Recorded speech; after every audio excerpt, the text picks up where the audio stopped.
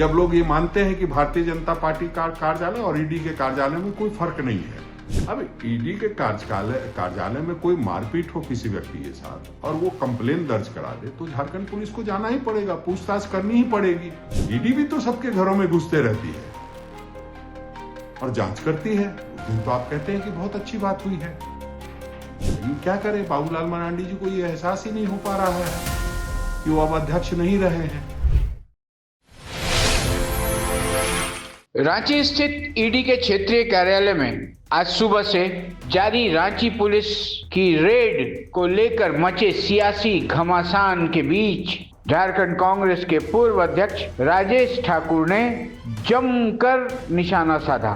श्री ठाकुर ने कहा कि बाबूलाल मरांडी भूल गए हैं कि उन्हें भाजपा के अध्यक्ष पद से हटा दिया गया है और हर मामले में वो बेवजह बयानबाजी कर यह साबित कर रहे हैं कि वे बयानवीर हैं। श्री ठाकुर ने कहा कि हालांकि ईडी और भाजपा के कार्यालय में हम कोई फर्क नहीं समझते, बावजूद इसके ईडी कार्यालय में पेयजल स्वच्छता विभाग के एक कर्मचारी द्वारा की गई मारपीट और उससे संबंधित एफआईआर पर कार्रवाई में बाबूलाल मरांडी द्वारा हाय तौबा मचाया जाना समझ से परे है। श्री ठाकुर ने कहा कि भारतीय जनता पार्टी के पूर्व अध्यक्ष बाबूलाल मरांडी समेत भाजपा के अन्य नेताओं द्वारा झारखंड पुलिस की कार्रवाई पर उंगली उठाना उनकी हताशा का परिचायक है। देखिए, झारखंड पुलिस अपना काम कर रही है, ईडी अपना काम करती है।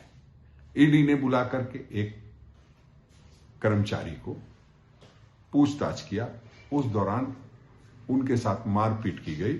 उस कर्मचारी का आरोप है और उसने एफआईआर दर्ज कराया। एफआईआर दर्ज कराया कि हमारा सर से फोड़ने की कोशिश की गई बोतल से, और उस बात को लेकर के झारखंड पुलिस जांच को पहुंची है।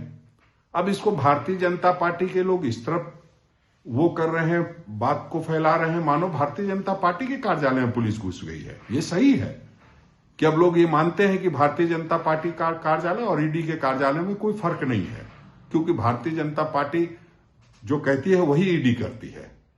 अब ईडी के कार्यालय में कोई मारपीट हो किसी व्यक्ति के साथ और वो कंप्लेन दर्ज करा दे तो झारखंड पुलिस को जाना ही पड़ेगा, पूछताछ करनी ही पड़ेगी। तो हम समझते हैं कि उसमें भारतीय जनता पार्टी को चिल्लाने की जरूरत नहीं है। ईडी भी तो सबके घरों में घुसते रहती है और जांच करती है। उस दिन तो आप कहते हैं कि बहुत अच्छी बात हुई है, तो आज अगर उसकी जांच कोई कर रही है तो उसमें किसी को परेशानी होने की आवश्यकता नहीं है। लेकिन क्या करें, बाबूलाल मरांडी जी को यह एहसास ही नहीं हो पा रहा है कि वो अब अध्यक्ष नहीं रहे हैं। हर बात में टांग अड़ाना, हर बात में बयान देना।